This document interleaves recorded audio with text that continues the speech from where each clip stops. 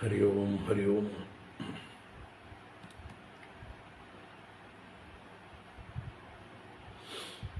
ഓം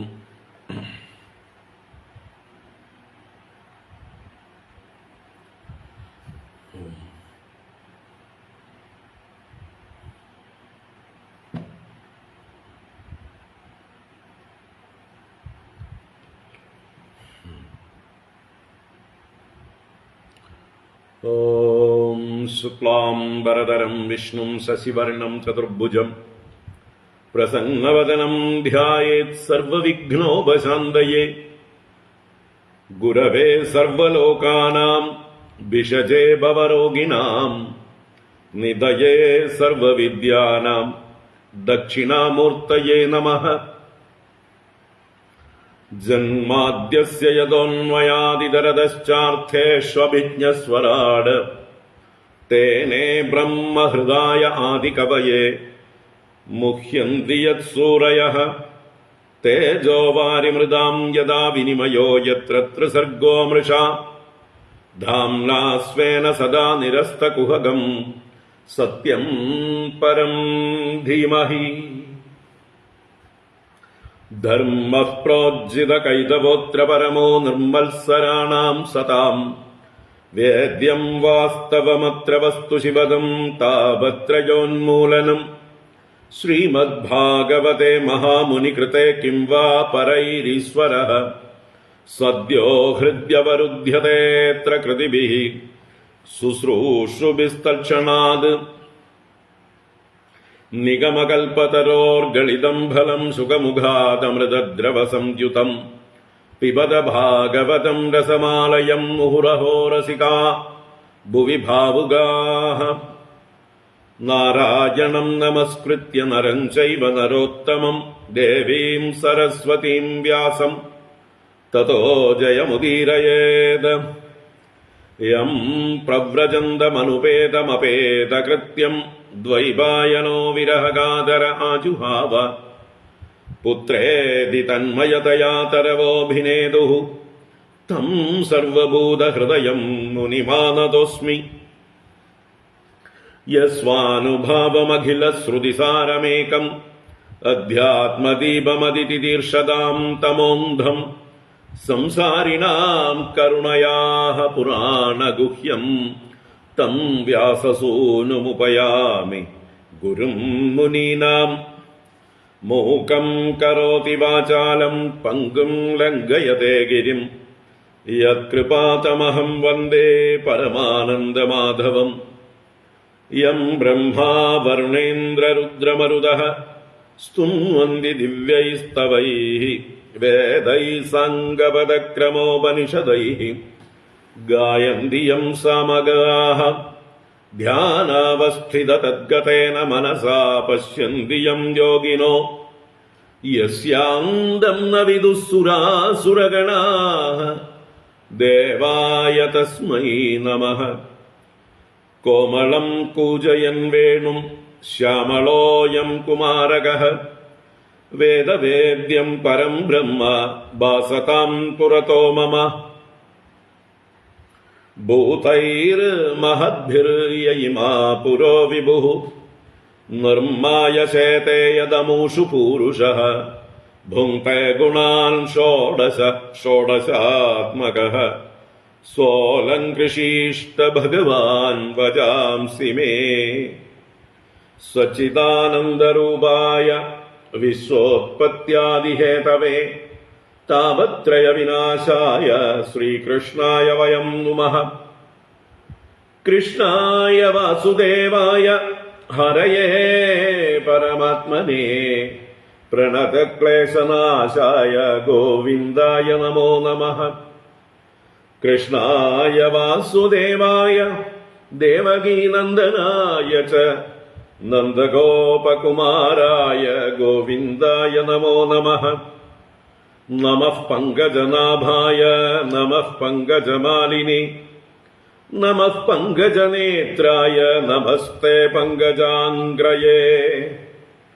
പീതാംബരം കരവിരാജിതശംഖചക്രകൗമോദഗീ സരസിജം കരുണാസമുദ്രം രാധാസഹായമതിസുന്ദരമന്ദഹാസം വാതാലയേശമനിശം ഹൃദി ഭാവയാമി വാതാലയേശമനിശം ഹൃദി ഭാവയാമി. ഓം നമോ ഭഗവതേ വാസുദേവായ. ഓം നമോ നാരായണായ. ഓം ശ്രീ ഗുരുവായൂരപ്പ ശരണം. ഓം നമഃ പരമഋഷിഭ്യോ നമഃ പരമഋഷിഭ്യഃ. ശ്രീ ഗുരുഭ്യോ നമഃ.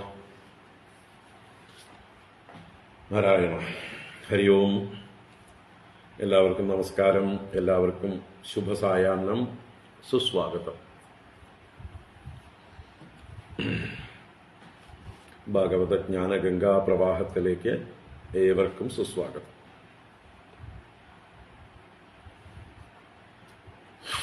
നാരായണ. ഭാഗവതം സപ്തമസ്കന്ധം 15-ാം അധ്യായം. ഇന്ന് അവസാന ഭാഗം പൂർത്തീകരിക്കാൻ കഴിയും എന്ന് വിചാരിക്കുന്നു. 15-ാം അധ്യായത്തിലെ 14-ാമത്തെ ക്ലാസ്. 80 ശ്ലോകങ്ങളുള്ള അതിഗംഭീരമായിട്ടുള്ള അധ്യായമായിരുന്നു. സമഗ്രമായി സദാചാര നിർണയവും അതുപോലെ ആത്മതത്വ നിരൂപണവും, അതായത് ബ്രഹ്മവിദ്യയും യോഗശാസ്ത്രവും രണ്ടും വേണ്ടതുപോലെ സമന്വയിപ്പിച്ച ഒരു നല്ലൊരു അധ്യായം നമുക്കിന്ന് സമർപ്പിക്കാൻ ശ്രമിക്കാം. 57-ാം ശ്ലോകം തൊട്ട് വായിക്കാം. ഓം നമോ ഭഗവതേ വാസുദേവായ. അത ശ്രീമദ്ഭാഗവതേ സപ്തമസ്കന്ധേ 15-ഓധ്യായഃ. നാരായണ. 57-ാം ശ്ലോകം. നാരദ ഉവാച. ആദാവന്ദേ ജനാനാം സദ്ബഹിരന്തഃ പരാപരം ജ്ഞാനം ജ്ഞേയം വചോ വാച്യം തമോ ജ്യോതിസ്വയം സ്വയം ആബാദിതോ വിഹ്യാഭാസോ യഥാ വസ്തുതയാ സ്മൃതഃ ദുർഘടത്വാദ ഇന്ദ്രിയകം തദ്വദർത്ഥവികൽപ്പിതം ക്ഷിത്യാദീനാം ഇഹാർത്ഥാനാം ഛായാ ന കതമാഭിഃ ന സംഘാതോ വികാരോപി ന പൃഥന്നന്വിതോ മൃഷാ ധാതവോവയവിത്വാച്ച തന്മാത്രാവയവൈർവിനാ ന സ്യുർഹ്യസത്യവയവിനി അസന്നവയവോന്തതഃ സ്യാത് സാദൃശ്യഭ്രമസ്താവത് വികൽപേ സതി വസ്തുനഃ ജാഗ്രത് സ്വാപൗ യഥാ സ്വപ്നേ തദാ വിധി നിഷേധത ഭാവാദ്വൈതം ക്രിയാദ്വൈതം ദ്രവ്യാദ്വൈതം തദാത്മനഃ വർത്തയൻ സ്വാനുഭൂത്യേഹ ത്രീൻ സ്വപ്നാൻ ദുനുതേ മുനിഃ കാര്യകാരണവസ്തു ഐക്യമർശനം പടതന്തുവത് അവസ്തുത്വാദ്വികൽപസ്യ ഭാവാദ്വൈതം തദുച്യത്തെ യദ്ബ്രഹ്മണി പരേ സാക്ഷാത് സർവകർമ്മ സമർപ്പണം മനോവാക്തനുഭിഃ പാർത്ഥ ക്രിയാദ്വൈതം തദുച്യത്തെ ആത്മജായാസുതാദീനാം അന്യേഷാം സർവദേഹിനാം യൽ സ്വാർത്ഥകാമയോരൈക്യം ദ്രവ്യാദ്വൈതം തദുച്യത്തെ യദ്യസ്യ വാ അനിഷിദ്ധം സ്യാദ് യേന യത്ര യതോ നൃപ സതേനേഹേതകർമാണി നരോ നാന്യൈരനാപതി ഏതൈരന്യൈശ്ച വേദോക്തൈഃ വർത്തമാനസ്വകർമ്മഭിഃ ഗൃഹേഭ്യസ്യ ഗതിം യായാത് രാജൻ തദ്ഭക്തിമാൻ നരഃ യദാ ഹി യൂയം നൃപദേവ ദുസ്ത്യജാത് ആപദ്ഗണാദുത്തരതാത്മനഃ പ്രഭോഃ യത്പാദപങ്കേരുഹസേവയാ ഭവാൻ അഹാരഷീത് നിർജിതദിഗ്ഗജക്രതൂൻ അഹം പുരാഭവം കശ്ചിത് ഗന്ധർവ ഉപബർഹണഃ നാമ്നാതീതേ മഹാകൽപേ ഗന്ധർവാണാം സുസമ്മതഃ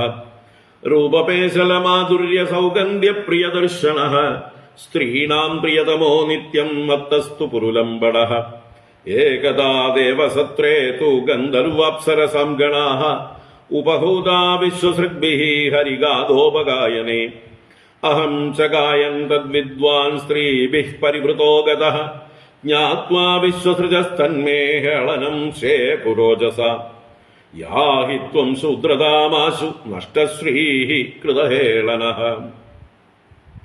താവദ്ദാസ്യാം അഹം ജജ്ഞേ തത്രാപി ബ്രഹ്മവാദിനാം ശുശ്രൂഷയാനുഷംഗേണ പ്രാപ്തോഹം ബ്രഹ്മപുത്രതാം ധർമ്മസ്തേ ഗൃഹമേധീയോ വർണ്ണിതഃ പാപനാശനഃ ഗൃഹസ്ഥോ യേന പദവീം അഞ്ജസാന്യാസിനാം യാത് യൂയം ത്രിലോകേ പദഭൂരിപാദാഃ ലോകം പുനാനാമുനയോഭിയന്തി യേഷാം ഗൃഹാനാവസതീതി സാക്ഷാത് ഗൂഢം പരം ബ്രഹ്മ മനുഷ്യലിംഗം സവാ അയം ബ്രഹ്മ മഹദ്വിമൃഗ്യം കൈവല്യ നിർവാണ സുഖാനുഭൂതി പ്രിയ സുഹൃദ്വഃ ഖലു മാതുലേയഃ ആത്മാർഹണീയോ വിധികൃത് ഗുരുശ്ച നയസ്യ സാക്ഷാത് ഭവ പത്മജാദിഭിർരൂപം ദിയാ വസ്തുതയോ വർണ്ണിതം മൗനേന ഭക്ത്യാ ഉപശമേന പൂജിതഃ പ്രസീദതാം ഏഷ സ സത്വതാം പതി.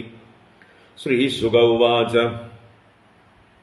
ഇതി ദേവർഷിണാ പ്രോക്തം നിശമ്യ ഭരതർഷഭഃ പൂജയാമാസ സുപ്രീതഃ കൃഷ്ണം ച പ്രേമ വിഹ്വലഃ കൃഷ്ണപാർത്ഥൗ ഉപാമന്ത്ര്യ പൂജിതഃ പ്രയയൗ മുനിഃ ശ്രുത്വാ കൃഷ്ണം പരം ബ്രഹ്മ പാർത്ഥഃ പരമവിസ്മിതഃ ഇതി ദാക്ഷായണീനാം തേ പൃഥക് വംശാഃ പ്രകീർത്തിതാഃ ദേവാസുരമനുഷ്യാദ്യാഃ ലോകാ യത്ര ചരാചരാഃ. ഹരി ഓം. ഇത് ശ്രീമദ്ഭാഗവതേ മഹാപുരാണേ പാരമഹംസ്യാം സംഹിതായാം സപ്തമസ്കന്ധേ യുധിഷ്ഠിരനാരദ സംവാദേ സദാചാരനിർണയോ നാമ പഞ്ചദശോऽധ്യായഃ.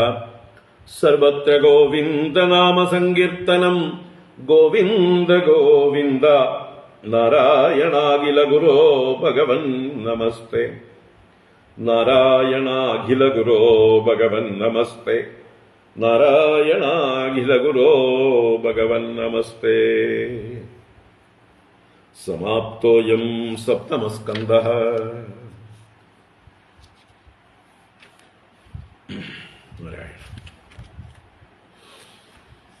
ഹരി ഓം. വൈകി വന്നവർക്കും ഒരിക്കൽ കൂടെ നമസ്കാരം, ശുഭസായാഹ്നം, സുസ്വാഗതം.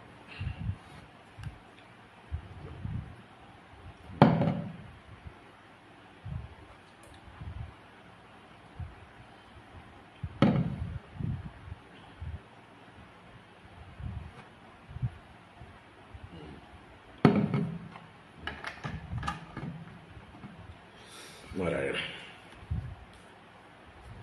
ഹരി ഓം.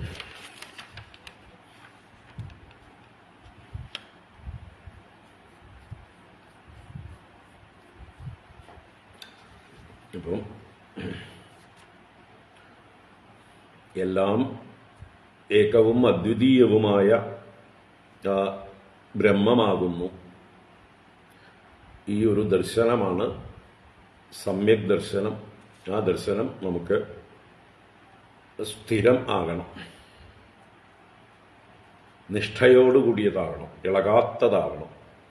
അപ്പോഴാണ് ബ്രഹ്മനിഷ്ഠ, സ്ഥിതപ്രജ്ഞത, ജീവൻ മുക്തി, മോക്ഷം എന്നൊക്കെയുള്ള പേരുകളിൽ അതിനെ വിളിക്കാം.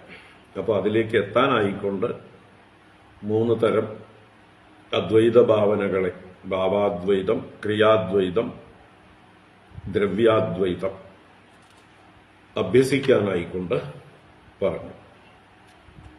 അതിനുശേഷം 66, 67 ശ്ലോകങ്ങളിലൂടെ ഓരോരുത്തരും അവരവരുടെ സ്വധർമ്മം അനുഷ്ഠിക്കുക പൂർണ്ണമായിട്ടും, ആപത്തില്ലാത്തപ്പോൾ.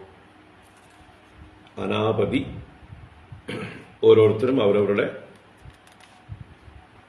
നിയതമായ കർമ്മം, നിശ്ചിതമായ കർമ്മം, അവരവരുടെ വർണ്ണാശ്രമധർമ്മം നിശ്ചയിച്ച് അത് മുടങ്ങാതെ അനുഷ്ഠിക്കുക. അത് സന്തോഷമായിട്ട് അതിൽ രമിക്കുക.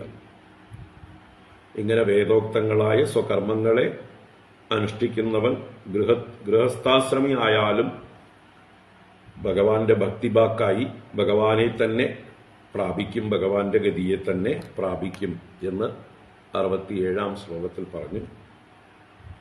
68-ാം ശ്ലോകത്തിൽ ആ ഭഗവാന്റെ അനുഗ്രഹം പാണ്ഡവന്മാരെ എപ്പോഴും രക്ഷിച്ചുകൊണ്ടിരിക്കുന്ന അതിനെ ഓർമ്മിപ്പിച്ചു. നിങ്ങൾ എപ്രകാരമാണോ ദുസ്ത്യജങ്ങളായ ആപദ്ഗണങ്ങളിൽ നിന്ന് ഈ ഭഗവാന്റെ അനുഗ്രഹത്താൽ ഉത്താരണം ചെയ്തത്, അതുപോലെ ഏതൊരു ഭഗവാന്റെ പാദസേവ കൊണ്ടാണ് അങ്ങ് ഇപ്പതാ ദിക്കുകളെല്ലാം ജയിച്ച് ഈ രാജസൂയ യാഗം നടത്തിക്കൊണ്ടിരിക്കുന്നത്. എല്ലാം അവന്റെ കാരുണ്യമാണ്, അവന്റെ അനുഗ്രഹമാണ്. അതുകൊണ്ട് അവനെ തന്നെ മുറുക്കെ പിടിച്ചോളൂ എന്ന് നാരദൻ പറഞ്ഞു. എന്നിട്ട് നാരദൻ താൻ പൂർവ ജന്മത്തിൽ ആരായിരുന്നു എന്ന് തന്റെ ഒരു കഥ പറയണം. എന്തിനു വേണ്ടി? തനിക്ക് എങ്ങനെയാണ് വാസനാക്ഷയം സംഭവിച്ചത് എന്ന് പറയാൻ വേണ്ടി.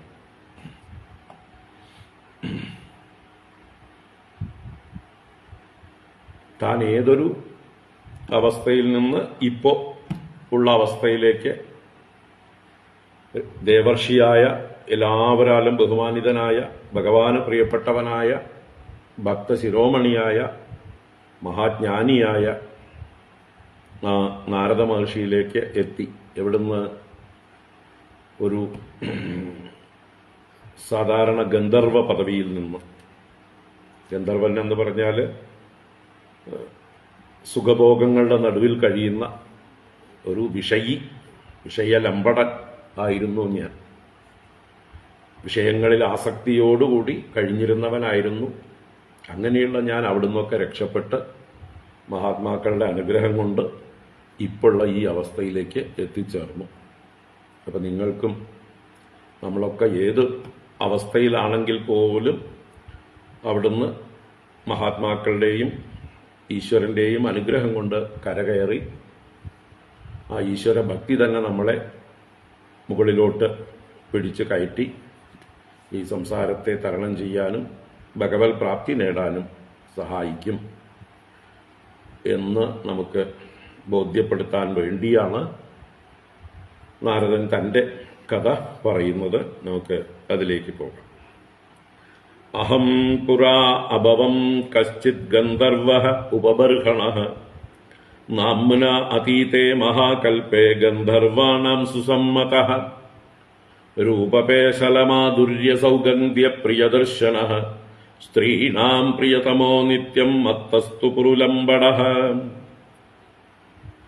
അഹം പുരാ അഭവം കശ്ചിത് ഗന്ധർവഃ ഉപബർഹണഃ നാമ്നാതീതേ മഹാകൽപേ ഗന്ധർവാണാം സുസമ്മതഃ രൂപപേശലമാധുര്യ സൗഗന്ധ്യ പ്രിയദർശനഃ സ്ത്രീണാം പ്രിയതമോ നിത്യം മത്തസ്തു പുരുലംബടഃ. അഹം ഞാൻ, പുരാ പണ്ട്, അഭവം ഭവിച്ചു. അഭവം എന്നുള്ളത് പാസ്റ്റ് ടെൻസാണ്. ആര് ഭവിച്ചു? അഹം അഭവം. ഉത്തമ പുരുഷൻ ഏകവചനം ക്രിയാരൂപമാണ്, വർത്തമാന ക്രിയാരൂപമാണ്, അല്ല എന്താ പറയുക, ഭൂതകാല ക്രിയാരൂപമാണ് അഭവം. അഹം അഭവം, ഞാൻ ഭവിച്ചിരുന്നു. എന്തായിട്ട്? കശ്ചിത് ഗന്ധർവഃ. Once upon a time I was a gandharva named Upabarhana. എൻ്റെ പേര് ഉപബർഹണൻ എന്നായിരുന്നു. ഉപബർഹണൻ എന്ന് പേരുള്ള ഒരു ഗന്ധർവനായിരുന്നു ഞാൻ പൂർവത്തിൽ, മുന്നൊരു ജന്മത്തിൽ, മുന്നൊരു കൽപ്പത്തിൽ എന്നൊക്കെ പറയാം. അത് പറയുന്നുണ്ട്. നാമ്ന ഉപബർഹണ നാമ്ന ഉപബർഹണ എപ്പോഴായിരുന്നു? അതീതേ കൽപ്പേ. അതീതേ കൽപ്പേ, ഇപ്പോഴുള്ള ശ്വേതവരാഹ കൽപ്പത്തിന് മുമ്പേ, പാത്മകൽപ്പത്തിൽ, ശ്വേതവരാഹ കൽപ്പത്തിന്റെ തലേ ദിവസം, ബ്രഹ്മാവിന്റെ തലേ ദിവസത്തിന്റെ പേര് പാത്മകൽപ്പം എന്ന് പറയാം. ബ്രഹ്മാവിന്റെ ആദ്യ ദിവസം ബ്രാഹ്മകൽപ്പവും 50 വർഷം കഴിഞ്ഞ് ബ്രഹ്മാവിന്റെ ഇന്നലെ പാത്മകൽപ്പവും ഇന്ന് ശ്വേതവരാഹകൽപ്പവുമാണ്. അങ്ങനെ ബ്രഹ്മാവിന്റെ 3 ദിവസങ്ങളെക്കുറിച്ച് ഭാഗവതത്തിൽ മെൻഷൻ ചെയ്തിരിക്കുന്നത്. 3 കൽപ്പങ്ങളെക്കുറിച്ച് പറഞ്ഞിട്ടുണ്ട്. പിന്നെ ഇടയിലുള്ള കൽപ്പങ്ങളൊന്നും പേര് പറഞ്ഞില്ല. കാരണം ഇത് തന്നെ നമുക്ക് ഗ്രഹിക്കാൻ പ്രയാസമാണ്. ഒരു കൽപ്പം എന്ന് പറഞ്ഞാൽ 2000 ചതുരയുഗമുണ്ട്, അല്ലെങ്കിൽ 1000 ചതുരയുഗം കൽപ്പവും 1000 ചതുരയുഗം നൈമിത്തിക പ്രളയവുമായിട്ട് 2000 ചതുരയുഗമാണ് ഒരു കൽപ്പം. അപ്പൊ പിന്നെ എത്ര ദിവസത്തെക്കുറിച്ച് നമുക്ക് അറിയാൻ കഴിയും? ഇത് തന്നെ വേണ്ടത്ര നമ്മൾ ഗ്രഹിച്ചിട്ടില്ല. ഈ ഒരു കൽപ്പത്തിൽ തന്നെ 14 മന്വന്തരങ്ങളും ആ 14 മന്വന്തരങ്ങളിലൊക്കെ 71 അധികം ചതുർയുഗങ്ങളും, ഓരോ ചതുർയുഗത്തിലും അല്ലേ എന്താ പറയുക, കൃതയുഗം, ത്രേതായുഗം, ദ്വാപരയുഗം, കലിയുഗം എന്ന് പറഞ്ഞിട്ട് അനേക ദിവ്യ സംവത്സരങ്ങളും, അതിനെയൊക്കെ പിന്നെയും പിന്നെയും പിരിച്ചു കൊണ്ടുവന്നാൽ കോടിക്കണക്കിന് വർഷങ്ങൾ. അപ്പൊ പിന്നെ എല്ലാ കൽപ്പങ്ങളെക്കുറിച്ചൊന്നും നമുക്ക് ചിന്തിക്കാൻ സാധ്യമല്ല. അപ്പൊ ഇവിടെ അതീതേ മഹാകൽപ്പെ, കഴിഞ്ഞ ബ്രഹ്മദേവന്റെ ദിവസത്തിൽ പാത്മകൽപ്പത്തിൽ ഞാന് ഉപബർഹണൻ എന്നു പേരുള്ള കശ്ചിത് ഗന്ധർവ അഹം ആസം എന്നുള്ള അർത്ഥത്തിലാണ് അഭവം, ഞാൻ ആയിരുന്നു, ഐവാസ് എന്നുള്ള അർത്ഥത്തിൽ അഭവം. ഗന്ധർവാണാം സുസമ്മത, ഞാന് ഗന്ധർവന്മാർക്കൊക്കെ വളരെ സമ്മതനായിരുന്നു എന്ന് പറഞ്ഞാലോ, എല്ലാ ഗന്ധർവന്മാർക്കും പ്രിയപ്പെട്ടവനായിട്ടുള്ള, എല്ലാവരുടെയും നേതൃത്വം വഹിക്കുന്ന ഒരു സ്ഥാനം ഉണ്ടായിരുന്നു. ഞാനൊരു VIP ഗന്ധർവനായിരുന്നു. സാധാരണ ഗന്ധർവനല്ല, മറ്റ് ഗന്ധർവന്മാരിലൊക്കെ വെച്ച് കുറച്ചുകൂടി വിശിഷ്ടനായിട്ടുള്ള ഒരു ഗന്ധർവൻ ആയിരുന്നു.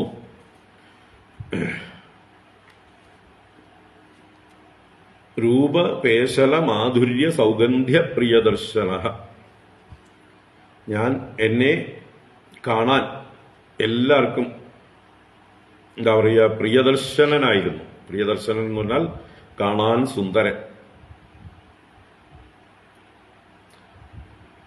ആർക്കും അദ്ദേഹത്തെ കണ്ടുകഴിഞ്ഞാൽ, പ്രത്യേകിച്ച് സ്ത്രീകൾക്ക് കണ്ടുകഴിഞ്ഞാൽ വളരെ സന്തോഷമാവും. അപ്പൊ എന്തൊക്കെ കൊണ്ട്? രൂപപേശലം എന്ന് പറഞ്ഞാൽ സൗന്ദര്യം, അതിന്റെ ആ ഒരു മാർദ്ദവം, സുകുമാര കളയവരനായിട്ട്, നല്ല സൗന്ദര്യമുള്ളവനായിട്ട്, നല്ല മൃദു ശരീരനായിട്ട്, അതുപോലെ മാധുര്യം, മനോഹരമായിരിക്കുന്ന സംഭാഷണ സാമർഥ്യമാണ് ഇവിടുത്തെ മാധുര്യം. അതുപോലെ സൗഗന്ധ്യം, സൗഗന്ധ്യം ശരീരത്തിന്റെ നല്ല സുഷ്ടുവായ ഗന്ധം, നല്ല എന്താ പറയുക, സുഗന്ധദ്രവ്യങ്ങളൊക്കെ പൂശി നടക്കും പോലെയുള്ള നല്ല ചന്ദനവും കസ്തൂരിയും ഒക്കെ മണക്കുന്നതായിട്ടുള്ള ആ ഒരു പുഷ്പങ്ങളെ കൊണ്ടുള്ള മാലകളൊക്കെ ധരിച്ചിട്ടുണ്ടാവും. അങ്ങനെയുള്ള ആ ഗന്ധർവന് നല്ല ഗന്ധമായിരുന്നു, ആർക്കും ആകർഷണം തോന്നുന്ന ഗന്ധം. അപ്പൊ അങ്ങനെയുള്ള രൂപപേശല മാധുര്യ സൗഗന്ധ്യ പ്രിയദർശന, കാണുന്നവരുടെ കണ്ണിന് പ്രീതി ഉണ്ടാക്കുന്ന രീതിയിൽ സൗന്ദര്യവും ഉള്ളവനായിരുന്നു. അപ്പൊ എല്ലാ ഗുണങ്ങളും ഉണ്ടായിരുന്നു എന്നർത്ഥം. അങ്ങനെ സ്ത്രീണാം പ്രിയതമോ നിത്യം മത്തസ്തു കുരുലംബട, ഞാൻ സ്ത്രീണാം പ്രിയതമഃ, സ്ത്രീകൾക്കെല്ലാം പ്രിയതമനായിരുന്നു അല്ലേ. സ്ത്രീകൾക്കെല്ലാം ഞാൻ സന്തോഷം കൊടുക്കുന്നവനായിരുന്നു. എന്നെ കാണുന്നത് സ്ത്രീകൾക്ക് ഇഷ്ടമായിരുന്നു. സ്ത്രീണാം പ്രിയതമഃ. അപ്പോൾ മറ്റുള്ളവർക്കൊക്കെ അസൂയ ഉണ്ടാവും. നമ്മുടെ പാവം സിദ്ധാർത്ഥനെ പോലെ. സിദ്ധാർത്ഥൻ കാണാനത്ര സുന്ദരനൊന്നും അല്ലെങ്കിലും അയാളുടെ കഴിവുകൾ കൊണ്ട്, അയാളുടെ സ്മാർട്ട്നെസ് കൊണ്ട് ക്യാമ്പസിൽ എല്ലാവർക്കും പ്രിയതമനായിരുന്നു. അതാണ് കുറെ അസൂയാലുക്കൾക്ക് അയാളെ തീർക്കാനുള്ള പ്രേരണയായി മാറിയത്. ഇവൻ ഇവിടെ ഉള്ളപ്പോൾ നമ്മൾക്കൊന്നും ഒരു തരത്തിലും ഷൈൻ ചെയ്യാൻ പറ്റില്ല, അതുകൊണ്ട് ഇവനെ തീർക്കണം എന്ന് ചിലർക്ക് തോന്നി അല്ലേ. അപ്പോ സ്ത്രീണാം പ്രിയതമഃ, സ്ത്രീകൾക്ക് പ്രിയതമനായും, അതുപോലെ പുരുലംബട, പുരുലംബടൻ എന്ന് പറഞ്ഞാൽ അത്യാസക്തൻ. പുരു എന്ന് പറഞ്ഞാൽ ബഹു, ഉരു എന്നൊക്കെ അർത്ഥം തന്നെയാണ്. നല്ലതുപോലെ നല്ലോണം എന്താ പറയുക, സ്ത്രീകളോടൊക്കെ നന്നായിട്ട് പെരുമാറാനും അവരെ ആകർഷിക്കാനും നല്ല രീതിയിൽ സംസാരിക്കാനും അങ്ങനെയുള്ള ഒരു പെരുമാറ്റം കൊണ്ട് പുരുലംബടനായിരുന്നു. നല്ലതുപോലെ സ്ത്രീ വിഷയത്തിൽ ആസക്തനായിരുന്നു, അവരെ സന്തോഷിപ്പിക്കുന്ന കാര്യത്തിലും മിടുക്കനായിരുന്നു. മത്തഹ നിത്യം, എപ്പോഴും ഇങ്ങനെ ആനന്ദത്തോടെ മതിച്ചു നടക്കുകയായിരുന്നു. മത്തൻ എന്ന് പറയുമ്പോൾ അവിടെ എന്നെ പോലെ ആരുമില്ല എന്നുള്ള അഹങ്കാരവും അഭിമാനവും ഒക്കെ ഉണ്ട്. അകാര്യ വിവേകമൊക്കെ നഷ്ടപ്പെട്ടിട്ടുണ്ടാവും. എവിടെ എങ്ങനെ പെരുമാറണം എന്നൊക്കെ ഉള്ളതായിട്ടുള്ള ഇതെല്ലാം മറന്നുകൊണ്ട് മതിച്ചുകൊണ്ട് നടക്കുന്ന ഒരവസ്ഥ. അപ്പൊ ആരെയും കൂസാതെ, ആരെയും കൂട്ടാക്കാതെ, ബഹുമാനിക്കേണ്ടവരെ ബഹുമാനിക്കാതെ, ശരീര സൗന്ദര്യത്തിലും യൗവനത്തിലും തന്റെ കഴിവുകളിലും അഭിമാനിച്ചുകൊണ്ട് സ്ത്രീകളെല്ലാം തന്റെ വശംവദരാണ് എന്നുള്ളതായിട്ടുള്ള ആ ഒരു വിചാരവും, ഇനിയിപ്പോൾ ഇതിൽ മേലെ എന്താവാനാണ്, എന്താണ് വേണ്ടത്, തനിക്ക് വേണ്ടതൊക്കെ ആയിക്കഴിഞ്ഞു എന്നുള്ളതായിട്ടുള്ള ആ ഒരു ഭാവത്തോടെ മത്തനായിട്ട് പ്രമത്തനായിട്ട് സഞ്ചരിച്ചിരുന്നു. ഇതാണ് നിത്യം മത്തസ്തു പുരുലംബട. അങ്ങനെ ഒരു അഹങ്കാരിയായ, വിഷയ ലംബടനായ, ഒരു ധൂർത്തനായ, അല്ലെ, സ്ത്രീകൾക്ക് പ്രിയതമനായ ഒരു ഗന്ധർവനായിരുന്നു. എല്ലാവർക്കും, എല്ലാ ഗന്ധർവന്മാരുടെയും ഇടയിലും ഇടുമിടുക്കനായിട്ടുള്ള ഒരു ഗന്ധർവനായിരുന്നു ഞാൻ. പിന്നീട് അങ്ങനെ ഇരിക്കെ ഏകദാ ദേവസത്രേ തു ഗന്ധർവാപ്സരസാം ഗണാഃ ഉപഹൂതാ വിശ്വസൃഗ്ഭിഃ ഹരിഗാദോപഗായനേ. അവിടെ മത്തഹ എന്നുള്ളത് കൊണ്ട് തന്നെ ആധ്യാത്മിക കാര്യങ്ങളിൽ ഈശ്വര ഭക്തിയുള്ളവനോ അല്ലെങ്കിൽ ഒരു സത്യാന്വേഷണ ചിന്തയുള്ളവനോ അങ്ങനെയുള്ള യാതൊരു താല്പര്യവും ഉണ്ടായിരുന്നില്ല. ഭൗതികമായ സുഖഭോഗങ്ങളിൽ രമിച്ചു നടക്കുന്നവനായിരുന്നു. മതിച്ച് അഹങ്കാരിയായി ദേഹാഭിമാനിയായി നടക്കുകയായിരുന്നു. അപ്പോ എന്റെ എന്താ പറയുക, ആ ജന്മം ഞാൻ ഈശ്വരനെ ആരാധിക്കുന്നതിലോ ഈശ്വര ഭക്തിയിലോ സാധനകൾ അനുഷ്ഠിക്കുന്നതിലോ ഒന്നിലും മെനക്കെട്ടിരുന്നില്ല എന്നുകൂടിയാണ് മത്തഹ എന്നുള്ള പ്രമാദം ബാധിച്ചവനായിരുന്നു എന്ന് പറയുകയാണ്. അങ്ങനെ ഇരിക്കെ ഏകദ ഒരു ദിവസം ദേവസത്രേതു ഗന്ധർവ അപ്സരസാം ഗണാഃ ഉപഹൂതാഃ വിശ്വസൃഗ്ഭിഃ ഹരിഗാദോപഗായനെ. ദേവസത്രേ, ദേവന്മാരുടെ ഒരു സമ്മേളനത്തില്, അപ്പോൾ ഇന്ന് നടക്കുന്ന പോലെ പല സമ്മേളനങ്ങൾ, അന്ന് ദേവന്മാരുടെ സമ്മേളനങ്ങൾ നടക്കും. സമ്മേളനങ്ങൾ നടക്കുമ്പോൾ ആ സമ്മേളനങ്ങളിൽ എന്താ പറയുക, വെറും മീറ്റിങ്ങുകൾ മാത്രമല്ല, അജണ്ടകൾ വെച്ചുള്ള മീറ്റിങ്ങുകൾക്ക് പുറമെ എന്റർടൈൻമെന്റുകളൊക്കെ ഉണ്ടാവും, കലാപരിപാടികളൊക്കെ ഉണ്ടാവും, സംഗീതം, നൃത്തം, അതുപോലെ ഭക്ഷണാദികള്, പാനീയങ്ങള് ഒക്കെ അങ്ങനെ ആസ്വദിക്കാനുണ്ടാവും, അല്ലേ? മീറ്റിങ്ങുകൾക്ക് ആളുകൾ വരണമെങ്കിൽ ഇതൊക്കെ വേണമെന്ന്. നമ്മൾ ഏതെങ്കിലും ഒരു സമ്മേളനത്തിന് ആരെങ്കിലും വിളിച്ചാൽ അവർക്ക് എന്ത് കിട്ടും എന്ന് ചോദിക്കും. 500 റുപ്പിയും ബിരിയാണിയും കുപ്പിയും കിട്ടും എന്ന് പറഞ്ഞാൽ താഴേക്കടയിലുള്ള ആളുകളൊക്കെ ഓടിക്കൂടും. അങ്ങനെയാണ് നമ്മുടെ പല സമ്മേളനങ്ങളും രാഷ്ട്രീയ പാർട്ടികളുടെയൊക്കെ ഗംഭീരമാക്കുന്നത്. വാഹനം ഫ്രീ, അവരെ വീട്ടിൽ നിന്ന് പിക്കപ്പ് ചെയ്ത് വലിയ വാഹനങ്ങളിൽ, AC വാഹനങ്ങളിൽ കൊണ്ടുവന്ന് നല്ല ബിരിയാണി, ഒരു കുപ്പി, അല്ലെങ്കിൽ ഇഷ്ടംപോലെ കുപ്പികൾ, വണ്ടിയിൽ തന്നെ ചിലപ്പോൾ കുപ്പികൾ ഉണ്ടാവും. ഈ കൊണ്ടുപോകുന്ന ബസ്സിൽ തന്നെ കേസ് കണക്കിന് വാങ്ങിച്ചു വെച്ചിട്ടുണ്ടാവും. പോകുന്ന വഴിക്ക് തന്നെ ഒന്ന് തണുപ്പിച്ചിട്ട് പോവാം എന്ന് വെച്ചിട്ട്. പിന്നെ പോക്കറ്റ് മണിയായിട്ട് 500 1000 ഓരോ പാർട്ടിയുടെയും വലുപ്പത്തിനനുസരിച്ച്, അവരുടെ എന്താ പറയുക, ട്രഷറിയുടെ ഘനത്തിനനുസരിച്ച് ഇങ്ങനെയൊക്കെ കൊടുത്താലേ ഇന്ന് രാഷ്ട്രീയക്കാര് പാർട്ടികൾക്ക് ആളെ കിട്ടുള്ളൂ, അല്ലേ? ജനങ്ങൾ സ്വമേധയാ താല്പര്യപ്പെട്ട് വെയിൽ കൊള്ളാനും കഷ്ടപ്പെടാനും ഒന്നും മെനക്കെടില്ല. അപ്പൊ അതിന് എന്തെങ്കിലും ഒരു ഇൻസെന്റീവ്, അതിന്റെ കൂട്ടത്തിൽ കലാപരിപാടികൾ, നേരം പോക്കായിട്ട് 2-3 ദിവസം നീണ്ടു നിൽക്കുന്ന സമ്മേളനങ്ങളൊക്കെ ആണെങ്കിൽ വൈകുന്നേരങ്ങൾ മുഴുവൻ ഇങ്ങനെയുള്ള നേരം പോക്കുകൾക്ക്, കലാപരിപാടികൾക്കൊക്കെ ആയിട്ട്. ഇപ്പോൾ ഇവിടെ പറഞ്ഞു വന്നത് അങ്ങനെ വിശ്വസൃഗ്ഭിഹി എന്ന് പറഞ്ഞാൽ വിശ്വസൃഷ്ടാക്കൾ, പ്രജാപതിമാർ എന്നർത്ഥം.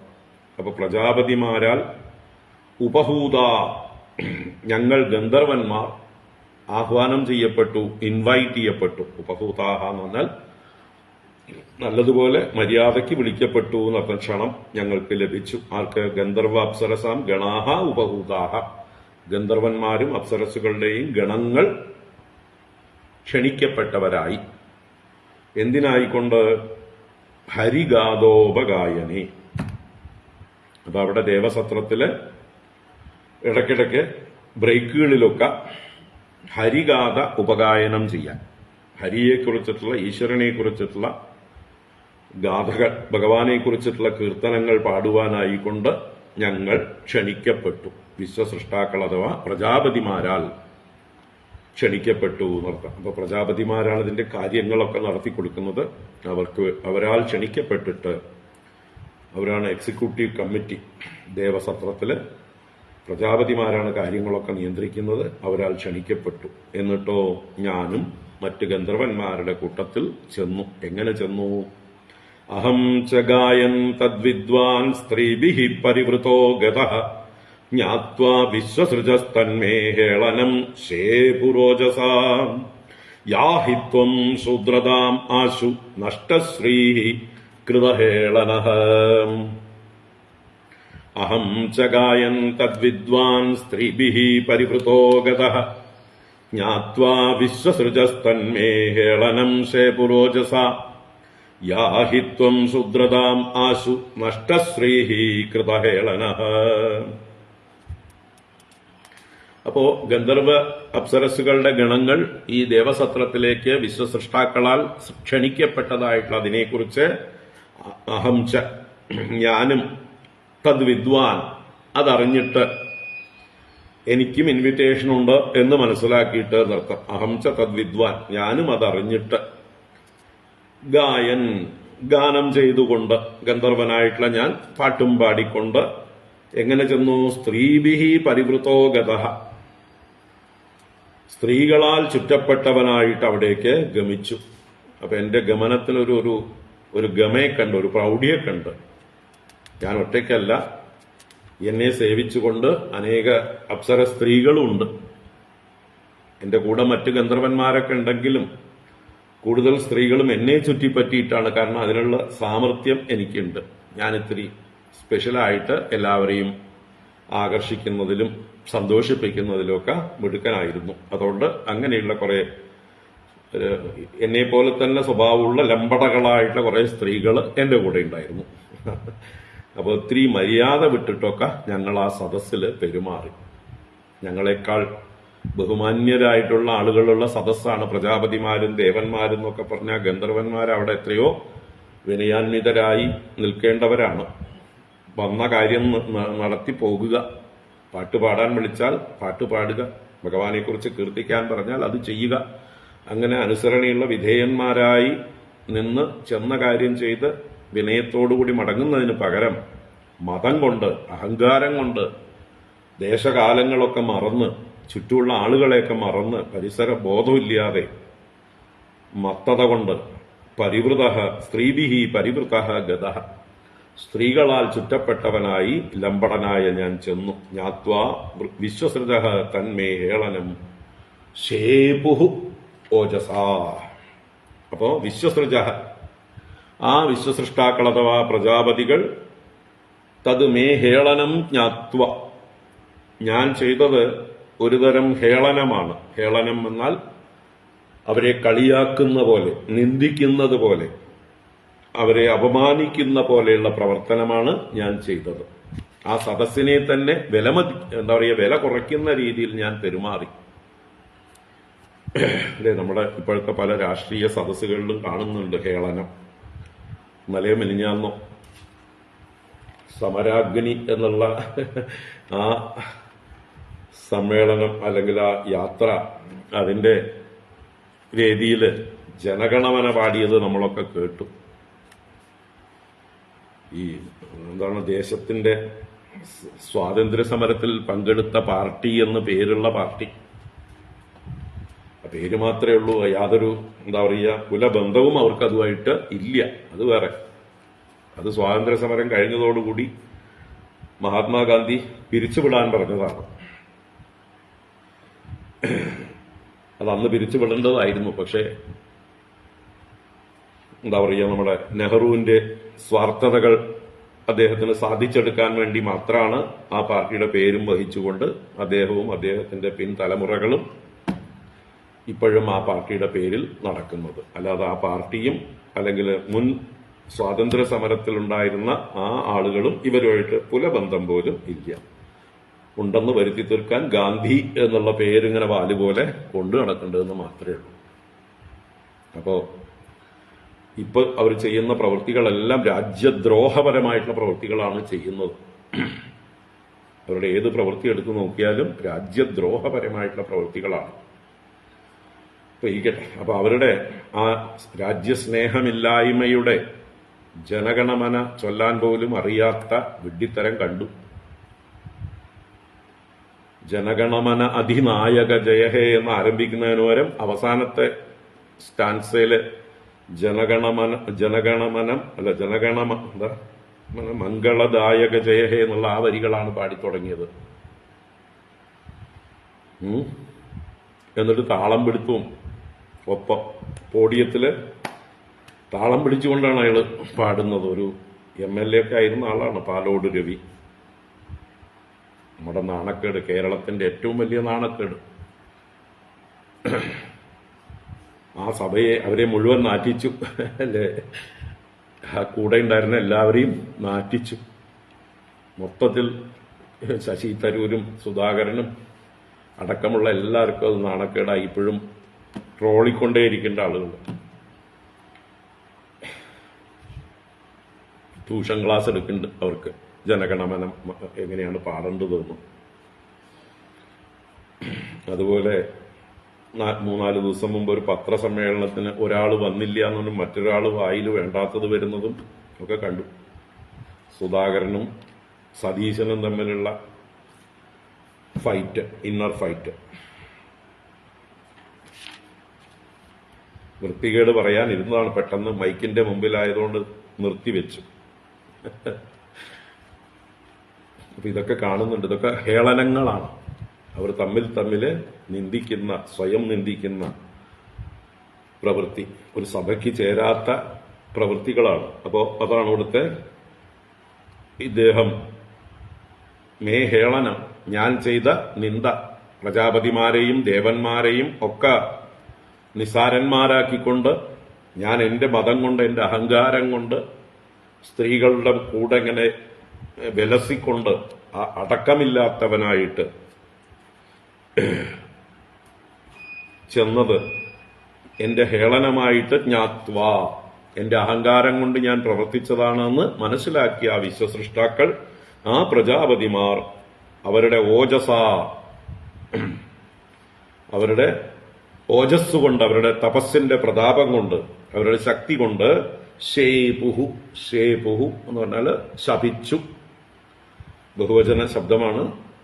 പ്രജാപതികൾ കൂടുതലുള്ളതുകൊണ്ട് അവരെല്ലാരും കൂടി ഒന്നിച്ച് എന്നെ ശപിച്ചു.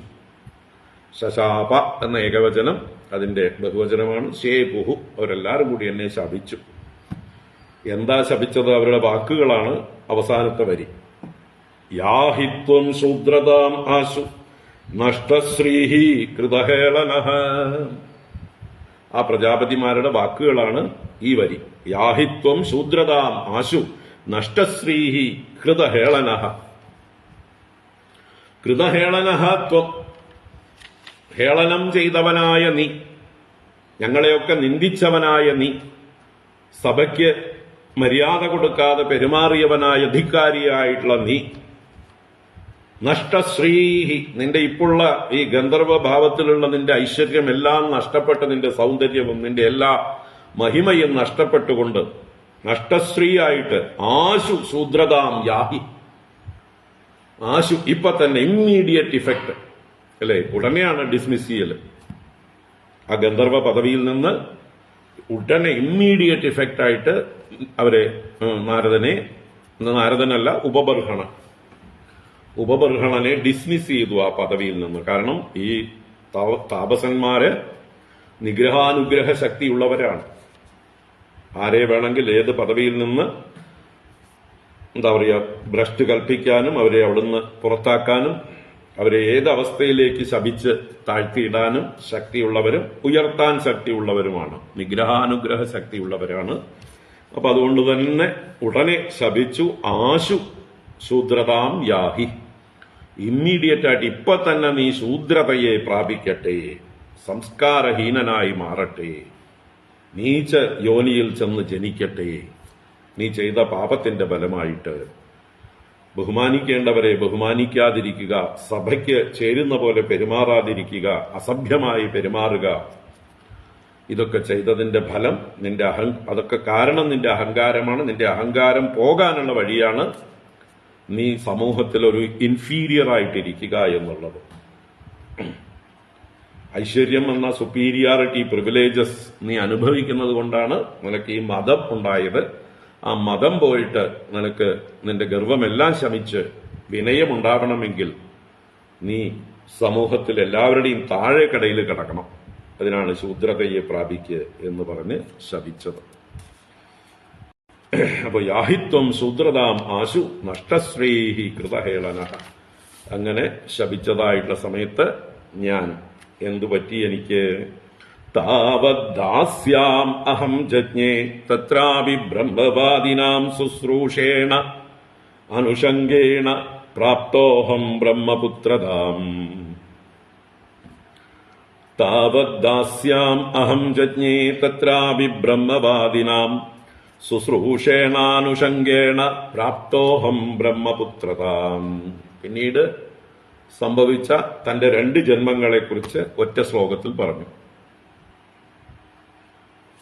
ഗന്ധർവ പദവിയിൽ നിന്ന് താവത് എന്ന് പറഞ്ഞാൽ അപ്പൊ തന്നെ, അതേ സമയം തന്നെ ദാസ്യാം അഹം ജജ്ഞേ, അഹം ദാസ്യാം ജജ്ഞേ, ഞാൻ ആ പൂർവകൽപ്പത്തിൽ തന്നെ, അതീതേ കൽപ്പേ, ആ പാത്മകൽപ്പത്തിൽ തന്നെ അഹം ദാസ്യാം ജജ്ഞേ, ഞാനൊരു ദാസി സ്ത്രീയുടെ മകനായി ജനിച്ചു, ദാസിയിൽ ജനിച്ചു.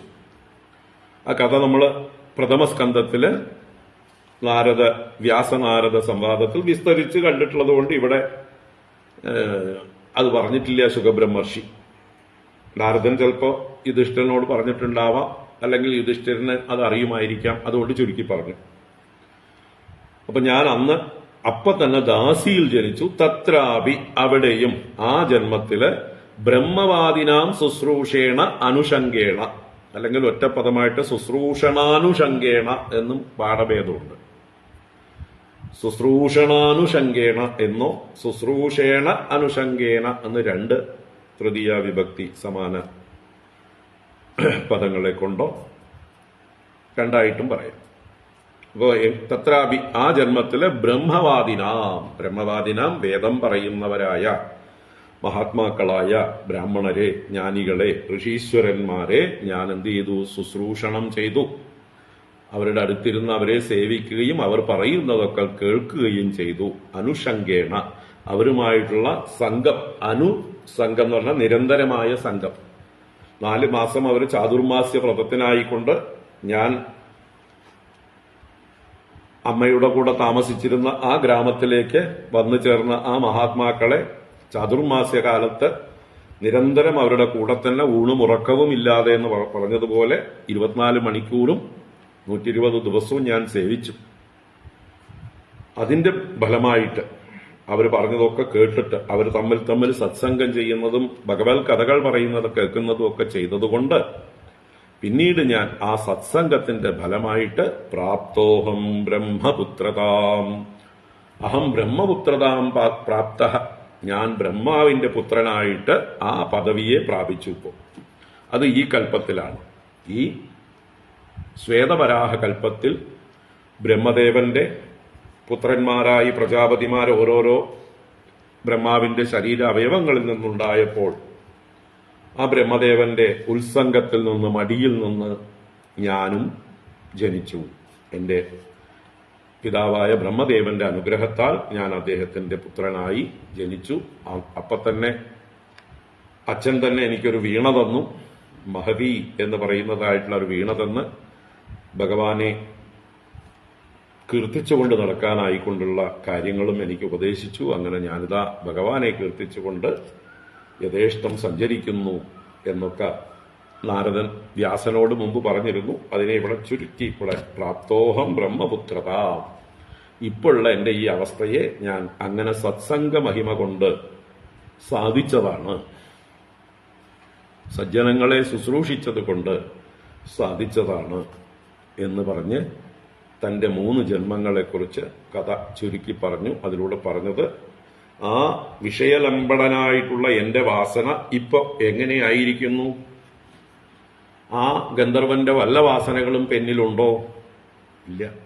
അപ്പൊ അതിന് ശാപരൂപത്തിലാണെങ്കിലും എനിക്ക് വിശ്വസൃഷ്ടാക്കൾ പ്രജാപതിമാർ തന്നത് അനുഗ്രഹമായിരുന്നു. എന്റെ ഐശ്വര്യത്തെയെല്ലാം കളഞ്ഞ് എന്നെ ഒരു ശൂദ്രജന്മം തന്ന് ആ ബ്രാഹ്മണരുമായിട്ടുള്ള സത്സംഗത്തിനുള്ളതായിട്ടുള്ള അവസരം നൽകി. അങ്ങനെ സത്സംഗം കിട്ടിയതുകൊണ്ട് പിന്നീട് ഞാൻ ആ ജന്മത്തിൽ തന്നെ ഭഗവാനെ തപസ്സനുഷ്ഠിക്കുകയും ഭഗവാന്റെ അനുഗ്രഹം കൊണ്ട് ആ സത്സംഗം അനുഭവിച്ചുകൊണ്ട് അതിന്റെ ഗുണം അനുഭവിച്ചുകൊണ്ട് ജീവിച്ചു. പിന്നീട് ദേഹം ത്യജിച്ചു. ഈ കൽപ്പത്തിൽ ബ്രഹ്മാവിന്റെ പുത്രനായി ഭവിച്ചു.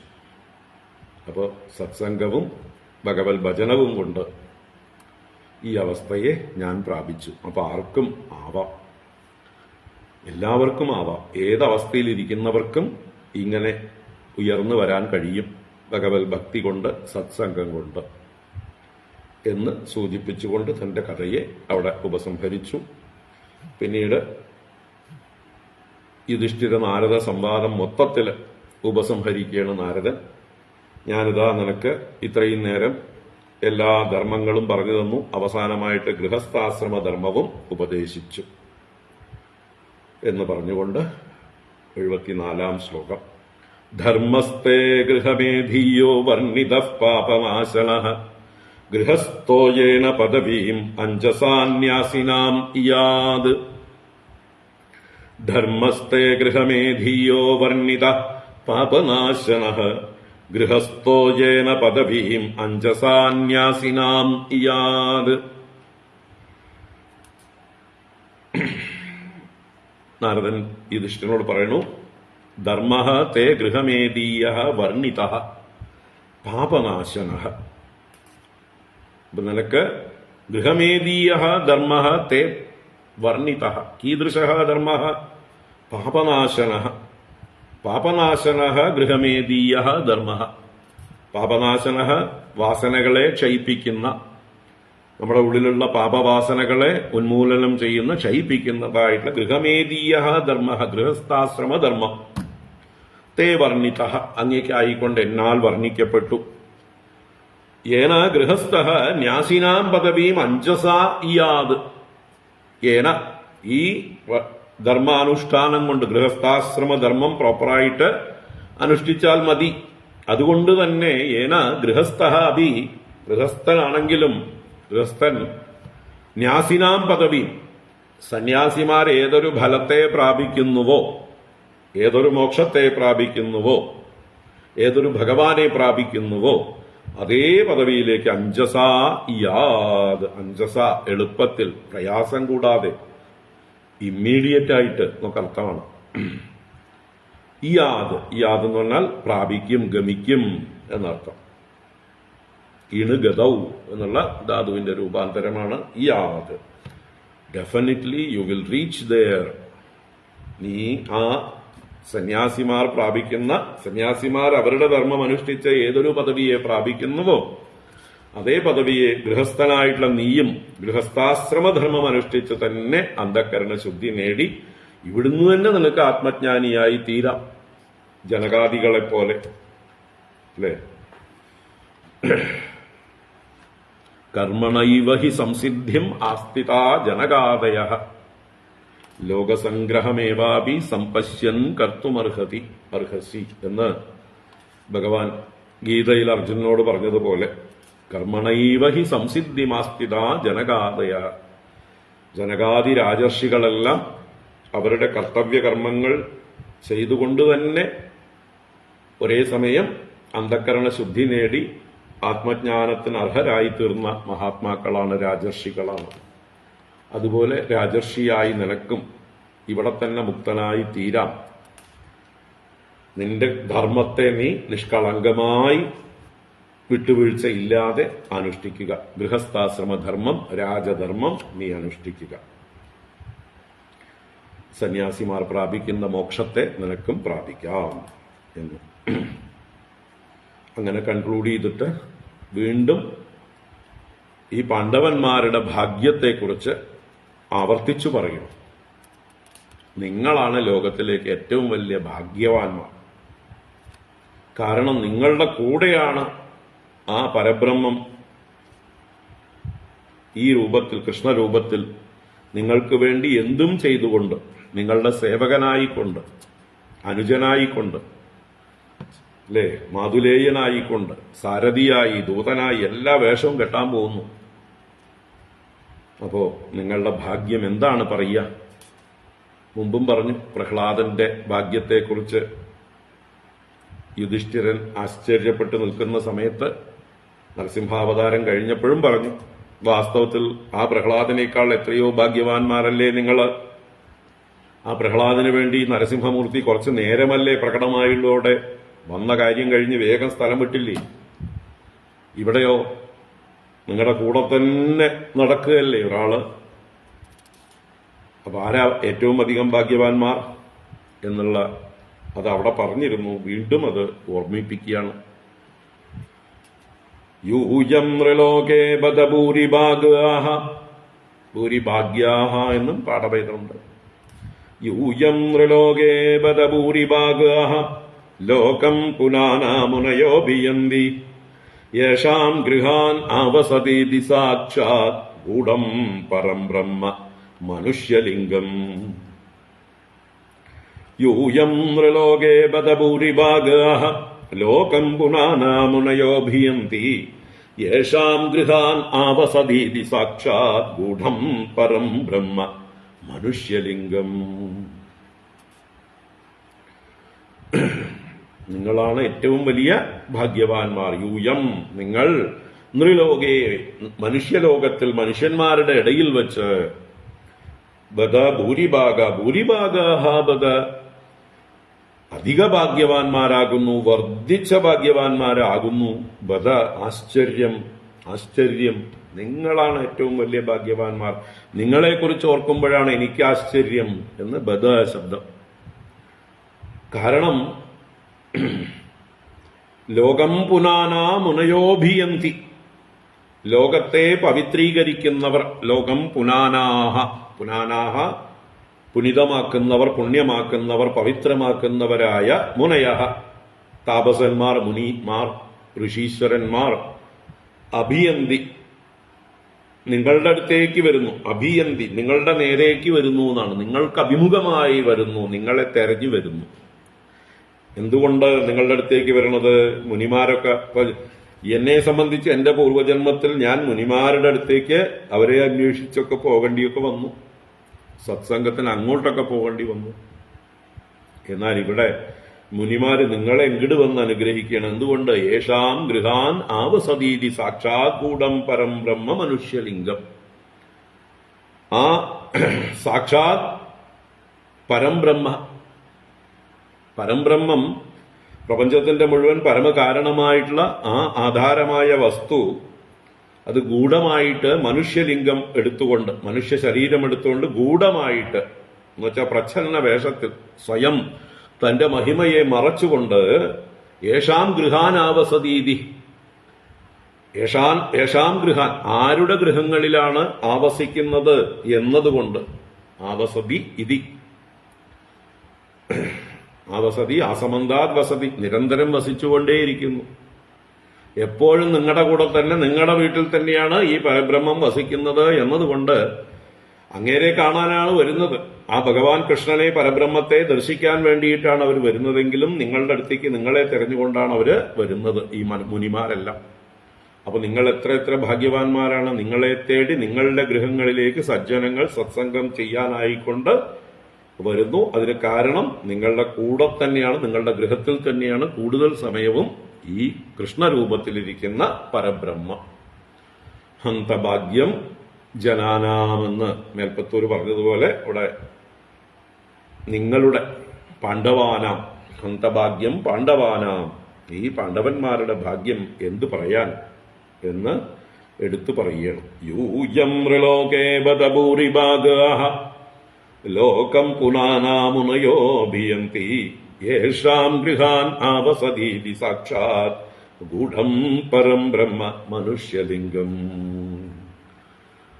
അല്ലേ? എന്ന തപം ചെയ്തനൈ, എന്ത് തപമാണ് നിങ്ങൾ ചെയ്തത്, എന്ത് ഭാഗ്യമാണ് നിങ്ങൾ ചെയ്തത്, എന്ത് പുണ്യമാണ് നിങ്ങൾ ജന്മാന്തരങ്ങളിൽ ചെയ്തത് എന്നർത്ഥം. സവാ അയം ബ്രഹ്മ മഹദ്വിമൃഗ്യം കൈവല്യ നിർവാണ സുഖാനുഭൂതി പ്രിയ സുഹൃദ്വഃ ഖലു മാതുലേയഃ ആത്മാർഹണീയോ വിധികൃദ്ഗുരുശ്ച ന യസ്യ സാക്ഷാത് ഭവ പദ്മജാദിഭിഃ രൂപം ധിയാ വസ്തുതയോപവർണിതം മൗനേന ഭക്ത്യോപശമേന പൂജിതഃ പ്രസീദതാം ഏഷ സ സത്വതാം പതിഃ. സവാ അയം ബ്രഹ്മ മഹദ്വിമൃഗ്യം കൈവല്യ നിർവാണ സുഖാനുഭൂതിഃ പ്രിയ സുഹൃദ്വഃ ഖലു മാതുലേയഃ ആത്മാർഹണീയോ വിധികൃദ്ഗുരുശ്ച. സവാ അയം, സ വൈ അയം, വാ എന്നുള്ളത് ഇവിടെ വൈ എന്നുള്ള അർത്ഥമാണ്. നിശ്ചയമായും ഇത് അവൻ തന്നെ, അവൻ തന്നെ ഇവൻ. സഹ എന്ന് പറഞ്ഞാൽ ബ്രഹ്മ, എല്ലായിടത്തും നിറഞ്ഞിരിക്കുന്ന ആ പരമകാരണം, തത് പദം കൊണ്ട് വിശേഷിപ്പിക്കപ്പെടുന്ന വസ്തു. തത് എന്ന് പറയുമ്പോൾ ദൂരസ്ഥമായൊരു വസ്തു, അതുകൊണ്ട് അതിനെ സഹ എന്നിവിടെ പുല്ലിംഗ ശബ്ദത്തില് പറഞ്ഞു. അത് തന്നെ, അവൻ തന്നെ. അയം, ഈ ഇരിക്കുന്നത്, ആ ബ്രഹ്മം, സഹ ബ്രഹ്മ അയം, ആ ബ്രഹ്മം തന്നെയാണ് ഇത്. എങ്ങനെയുള്ളതാണ്? മഹദ്വിമൃഗ്യം. മഹദ്വിമൃഗ്യം എന്ന് പറഞ്ഞാൽ മഹാത്മാക്കളാൽ വിശേഷേണ മാർഗണം ചെയ്യപ്പെടുന്നത്. മഹാത്മാക്കൾ, യോഗീശ്വരന്മാരെല്ലാം ധ്യാനാവസ്ഥിത തദ്ഗതേന മനസാ പശ്യന്തിയം യോഗിനഃ, കണ്ണടച്ചത് ഏകാന്തത്തിൽ ചെന്ന് തപസ്സനുഷ്ഠിച്ചുകൊണ്ട് യോഗീശ്വരന്മാരെല്ലാം ഏതൊരുവനെ കാണാനായിക്കൊണ്ട് പരിശ്രമം ചെയ്യുന്നുവോ, അന്വേഷിച്ചുകൊണ്ടിരിക്കുന്നുവോ. അപ്പൊ മഹത്തുക്കളാൽ വിമൃഗ്യൻ, മഹദ്വിമൃഗ്യൻ. അങ്ങനെയുള്ള മഹദ്വിമൃഗ്യം ബ്രഹ്മ, ആ ബ്രഹ്മം തന്നെയാണ്. സവൈ അയം, അത് തന്നെ, അവൻ തന്നെ ഇവൻ. കൈവല്യ നിർവാണ സുഖാനുഭൂതി, അവൻ ആ കൈവല്യ സ്വരൂപനാണ്, മോക്ഷസ്വരൂപനാണ്. ആ നിർവാണ സുഖം, മോക്ഷസുഖത്തിന്റെ അനുഭൂതി തന്നെയാണ്, സ്വരൂപം തന്നെയാണ്. ഇവൻ തന്നെയാണ് ആ സച്ചിദാനന്ദം ബ്രഹ്മ, മോക്ഷസ്വരൂപമായിരിക്കുന്ന ബ്രഹ്മ, നമ്മുടെ ഓരോരുത്തരുടെയും ഉള്ളിൽ ആനന്ദമായിരിക്കുന്ന ആ വസ്തു, അനുഭവവേദ്യമായിരിക്കുന്ന വസ്തു. അഹം അഹം അഹം എന്ന് നമ്മുടെ ഉള്ളിൽ എപ്പോഴും സ്ഫുരിച്ചുകൊണ്ടിരിക്കുന്നതായിട്ടുള്ള വസ്തു, അത് ആനന്ദസ്വരൂപമാണ്. അജ്ഞാനം കൊണ്ടാണ് അത് മറഞ്ഞു കിടക്കുന്നത്. അത് എല്ലാവർക്കും അവരുടെ അജ്ഞാനം നീങ്ങിയാൽ, അവരുടെ രാഗദ്വേഷാദി ദോഷങ്ങളെല്ലാം നീങ്ങിയാൽ എല്ലാവർക്കും വ്യക്തമായി അനുഭവിക്കാം അവനവന്റെ സ്വരൂപമായിട്ട്. അപ്പൊ അങ്ങനെയുള്ള നിർവാണ കൈവല്യ നിർവാണ സുഖാനുഭൂതി, ആ ബ്രഹ്മം, ആ സച്ചിദാനന്ദം ബ്രഹ്മ നിങ്ങളുടെ പ്രിയ സുഹൃത്ത് വഹ, വഹ എന്ന് പറഞ്ഞാൽ യുഷ്മാകം, പ്രിയ നിങ്ങൾക്ക് ഏറ്റവും പ്രിയതമനായി, കൂട്ടുകാരനായി, പ്രീതി വിഷയമായി, നിങ്ങൾക്ക് സന്തോഷം നൽകിക്കൊണ്ടും, സുഹൃത്തായി, നിങ്ങളുടെ വെൽവിഷറായി നിങ്ങളുടെ കൂടെ നടക്കുന്നു.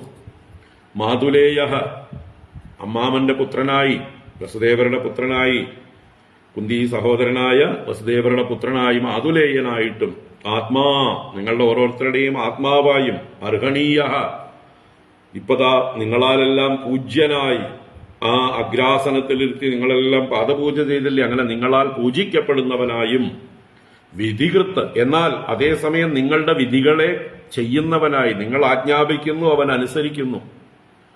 യുധിഷ്ഠിരൻ ജ്യേഷ്ഠൻ എന്നുള്ള ഭാവത്തില് കൃഷ്ണനോട് എന്ത് പറഞ്ഞാലും കൃഷ്ണൻ അങ്ങനെ ആവട്ടെ ജ്യേഷ്ഠ എന്ന് പറഞ്ഞ് ജ്യേഷ്ഠനെ അനുസരിക്കുന്ന ആളാണ്. അപ്പോ യുധിഷ്ഠിരന്റെ വിധികൃത്താണ്, കിങ്കരനാണ്. ഗുരുഹൂച്ച, ഇനി ഉപദേഷ്ടാവുമാണ്, ഉപദേശകനാണ്. ഗുരുഹു ആത്മാർഹണീയോ വിധികൃത് ഗുരുശ്ച, ഗുരുവായി നിങ്ങൾക്ക് ഉപദേശം നൽകുന്നതും എല്ലാമായിരിക്കുന്നത് സവൈ അയം, ആ ബ്രഹ്മം തന്നെയാണിപ്പോ ഈ നിങ്ങളുടെ മുമ്പിലിരിക്കുന്നത്. യാതൊരു സംശയവും വേണ്ട, ഒട്ടും സംശയം വേണ്ട. ഇവനെ മുറുക്ക പിടിച്ചോളൂ, ഇവനെ വിടണ്ട, ഇവനെ ആശ്രയിച്ചോളൂ. ഇവൻ നിങ്ങളുടെ എല്ലാ ദുഃഖങ്ങളെയും ഇല്ലായ്മ ചെയ്യും.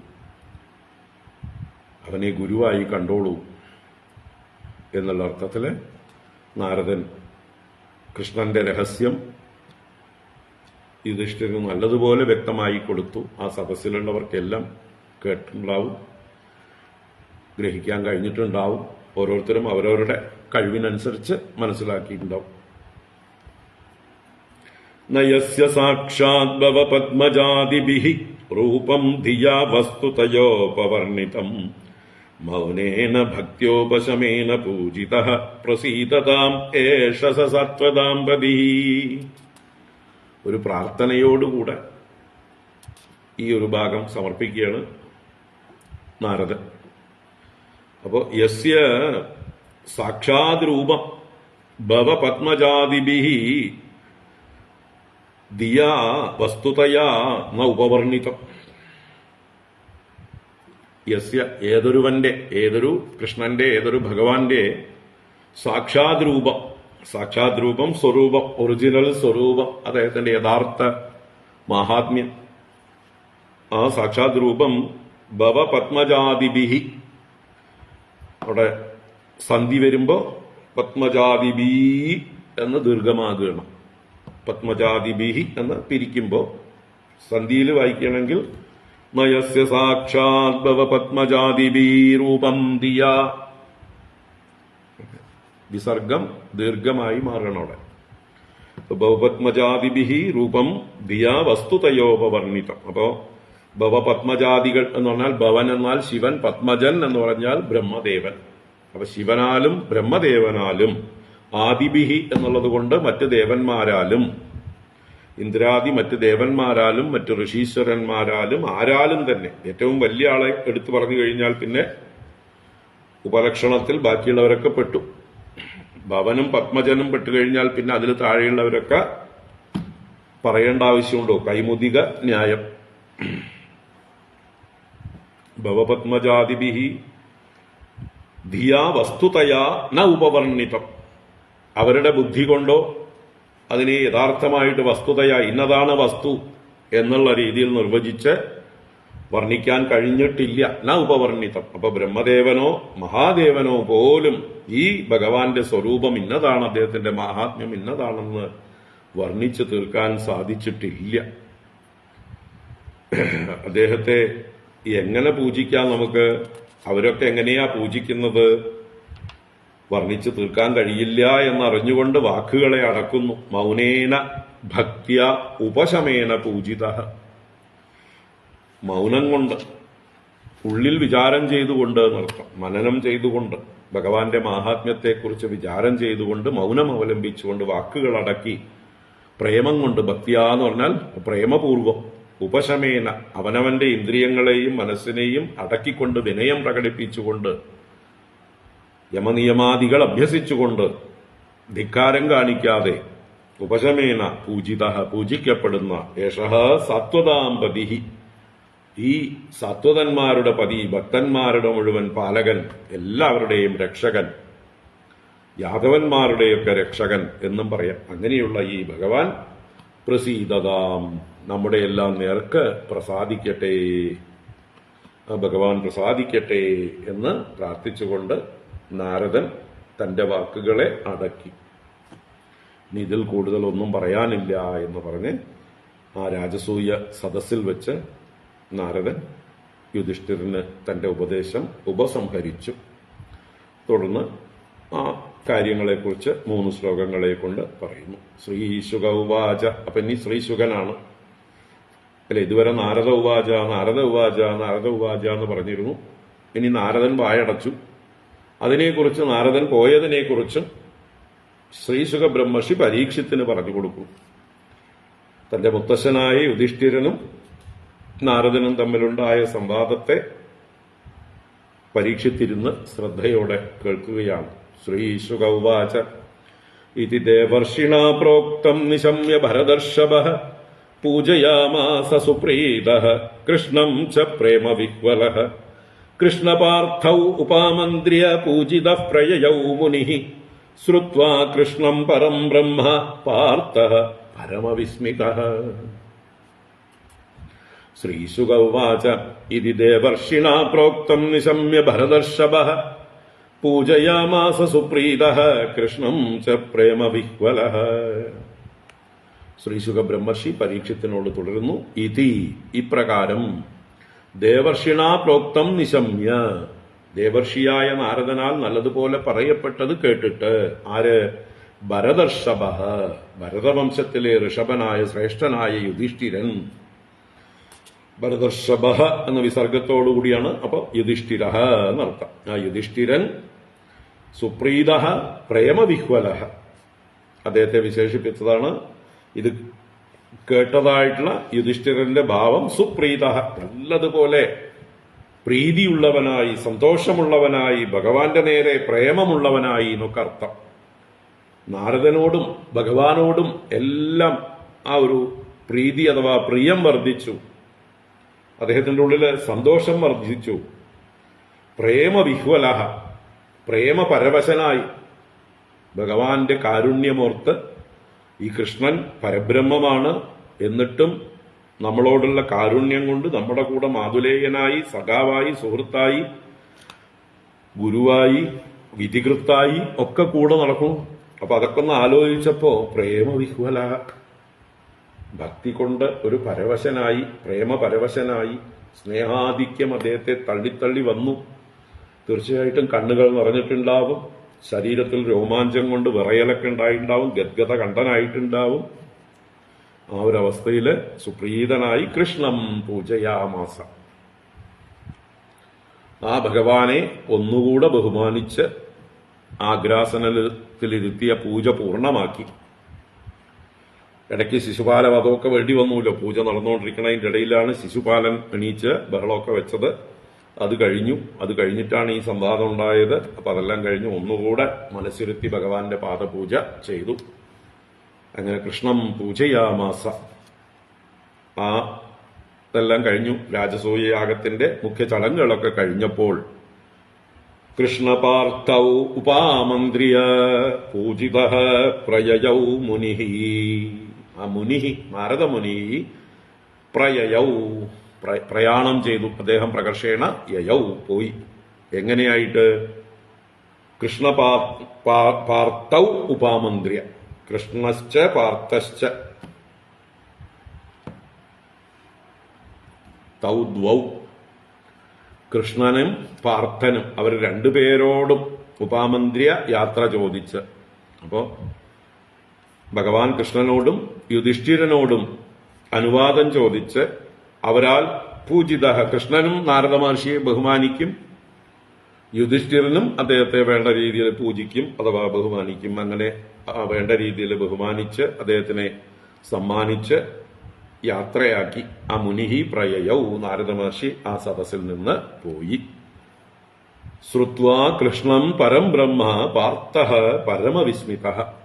ആ പാർത്ഥഃ, യുധിഷ്ഠിരന് നാരദനിൽ നിന്നത് കേട്ടിട്ട് അത് എന്താ പറയുക, അയവിറക്കി ഉള്ളിൽ നിന്ന് ഇങ്ങനെ തേട്ടി വരുന്നുണ്ട്. ആ ചിന്ത കൊണ്ട് കൃഷ്ണം പരം ബ്രഹ്മ ഇതി ശ്രുത്വ, കൃഷ്ണൻ സാക്ഷാൽ പരംബ്രഹ്മം തന്നെയാണ് എന്നുള്ള ആ കാര്യം കേട്ടത് അദ്ദേഹത്തിന് ഉൾക്കൊള്ളാനായിട്ടില്ല. പരമവിസ്മിത, അദ്ദേഹം വിസ്മയിച്ചുകൊണ്ടേയിരിക്കുകയാണ്, ആശ്ചര്യപ്പെട്ടുകൊണ്ടേയിരിക്കുകയാണ്. തങ്ങളുടെ കൂട്ടത്തിൽ ഒരുവനെ പോലെ, തന്റെ അനുജനെ പോലെ ഇത്രയും അനുസരണയോടുകൂടെ തങ്ങൾക്ക് വേണ്ട എല്ലാ രക്ഷയും ചെയ്തുകൊണ്ട്, എല്ലാ സഹായവും ചെയ്തുകൊണ്ട് എപ്പോഴും കൂടെ നിൽക്കുന്ന വിളിച്ചാ വെളിപ്പുറത്ത് എന്നതുപോലെ ഏതാവശ്യത്തിനും ഓടിയെത്തുന്ന ആ ഭഗവാന്റെ കാരുണ്യം, മാഹാത്മ്യം എല്ലാം ചിന്തിച്ച് പരമവിസ്മിത, എന്തെന്നില്ലാത്ത വിസ്മയത്തോടുകൂടിയവനായി തീർന്നു എന്ന് ആ കഥ ഉപസംഹരിച്ചു.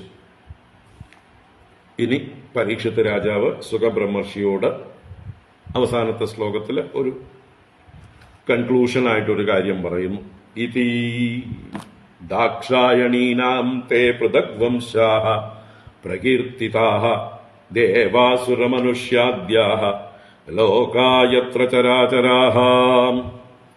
ഇതി ദാക്ഷായണീനാം തേ പൃഥഗ്വംശാഃ പ്രകീർത്തിതാഃ ദേവാസുരമനുഷ്യാദ്യാഃ ലോകായത്ര ചരാചരാഃ.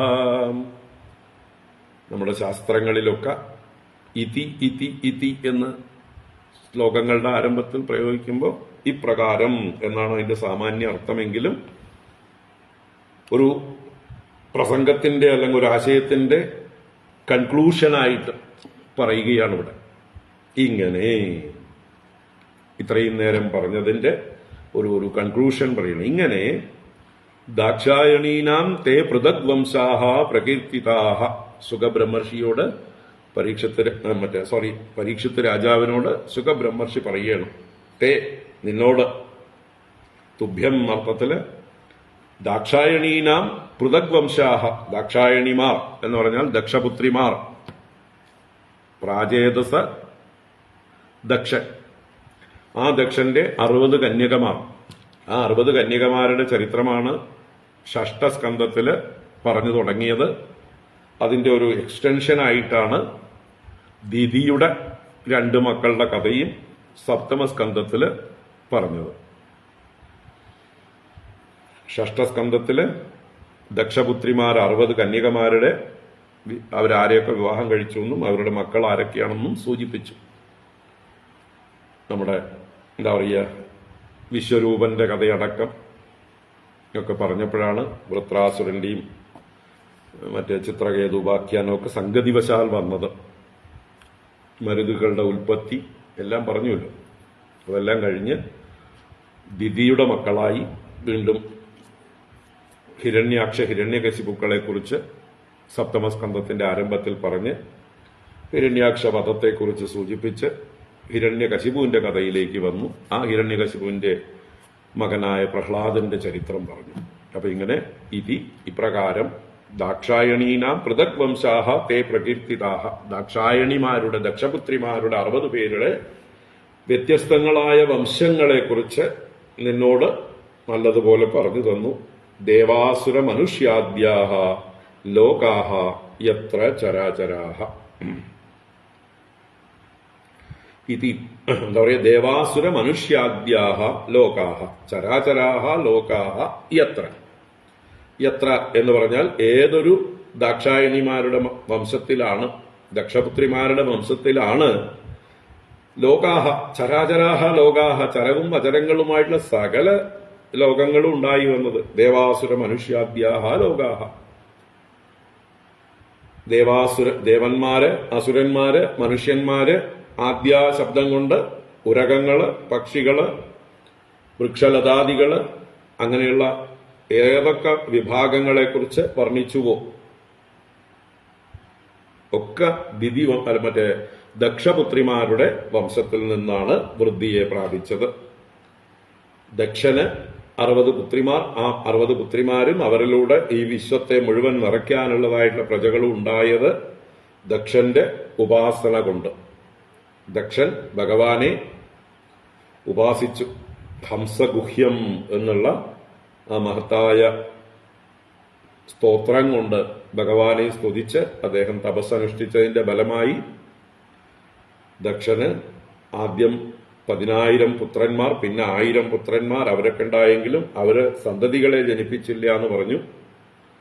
എന്നാൽ പിന്നീടുണ്ടായ 60 പുത്രിമാര് പ്രപഞ്ചം മുഴുവൻ നിറയാനുള്ള സകല ജീവജാലങ്ങളെയും സസ്യജാലങ്ങളെയും ഒക്കെ അവരാണ് ജനിപ്പിച്ചത്. അതുകൊണ്ട് ചരാചരാത്മകമായിട്ടുള്ള ലോകങ്ങളെല്ലാം, ദേവാസുര മനുഷ്യാദി ലോകങ്ങളെല്ലാം ഈ ദാക്ഷായണിമാരുടെ വംശത്തിലാകുന്നു. എത്ര എന്ന് പറഞ്ഞാൽ ഏതൊരു ദാക്ഷായണിമാരുടെ വംശത്തിലാണോ ഇവരെല്ലാം ഉണ്ടായത്, ആ വംശത്തെക്കുറിച്ച് നിന്നോട് വിസ്തരിച്ച് പറഞ്ഞു, വേറെ വേറെ പറഞ്ഞു എന്ന് ശുകബ്രഹ്മർഷി പരീക്ഷത്തിനോട് പറഞ്ഞുകൊണ്ട് ഈ സപ്തമസ്കന്ധം ഇവിടെ പൂർണ്ണമാകുന്നു. ഹരിയോം. ഇത് ശ്രീമദ് ഭാഗവതേ മഹാപുരാണേ പാരമഹംസ്യാം സംഹിതായാം സപ്തമസ്കന്ധേ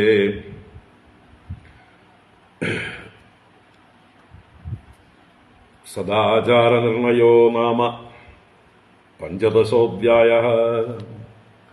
സർവത്ര ഗോവിന്ദനാമ സങ്കീർത്തനം. ഗോവിന്ദ ഗോവിന്ദ. നാരായണാഖില ഗുരോ ഭഗവൻ നമസ്തേ. നാരായണാഖില ഗുരോ ഭഗവൻ നമസ്തേ. നാരായണാഖില ഗുരോ ഭഗവൻ നമസ്തേ.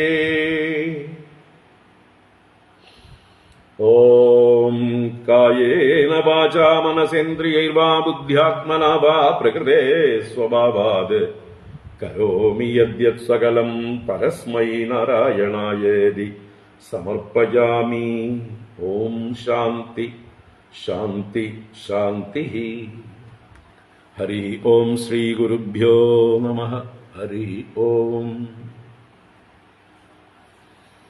നാരായണ. അപ്പോ സപ്തമസ്കന്ധം ഊതികൾ അഥവാ കർമ്മവാസനകൾ എന്നുള്ള വിഷയം വളരെ വിശദമായി നമ്മൾ ചർച്ച ചെയ്തു. ഇനി നാളെ മുതൽ, നാളെ രാവിലെ അഷ്ടമസ്കന്ധം ആരംഭിക്കാം. അഷ്ടമസ്കന്ധത്തിലെ ആദ്യത്തെ അധ്യായം മന്വന്തരാനുചരിതം ആരംഭിക്കുകയാണ്. അതിൽ ഭഗവാൻ ഏതേത് മന്വന്തരങ്ങളിൽ ഏതേത് പേരിൽ അവതരിച്ചു, ഭഗവാന്റെ കൂടെ ഓരോ മന്വന്തരത്തിലും ആരൊക്കെ ചേർന്നാണ് ഭഗവാൻ ഈ ലോകത്തെ ഭരിച്ചുകൊണ്ടിരിക്കുന്നത് എന്നുള്ള കാര്യങ്ങളൊക്കെ പറഞ്ഞാരംഭിച്ച് ഭഗവാന്റെ യജ്ഞാവതാരത്തിൽ ഭഗവാൻ ചെയ്ത ലീലയെ ചുരുക്കി പറയുന്നുണ്ട്. അതിനുശേഷം അതെ പതുക്കെ ഗജേന്ദ്ര മോക്ഷം എന്ന കഥയിലേക്ക് നീങ്ങും. നാലാമത്തെ മന്വന്തരത്തിൽ നടക്കുന്ന കഥയായ മറ്റേ ഗജേന്ദ്ര മോക്ഷത്തിലേക്ക് നീങ്ങും. അതെ, ഇന്നോടുകൂടി ഗുരുവായൂർ ദേവസ്ഥന്റെയും മറ്റുമൊക്കെ 2 വോള്യമായിട്ടുള്ള പുസ്തകത്തിലെ ആദ്യ പുസ്തകം തീർന്നു അല്ലെ. അപ്പോ ഭാഗവത ജ്ഞാനഗംഗ ഏകദേശം പകുതി വഴിയിലെത്തിയിട്ടുണ്ട്. ഇനിയും പകുതി യാത്ര ചെയ്യാനുണ്ട് സമുദ്രത്തിലെത്തിച്ചേരാൻ.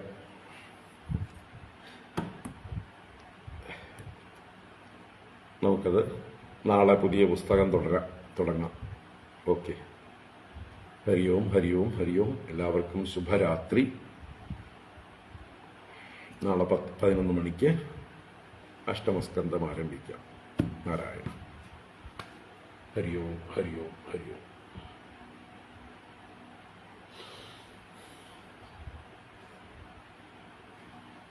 നാരായണ.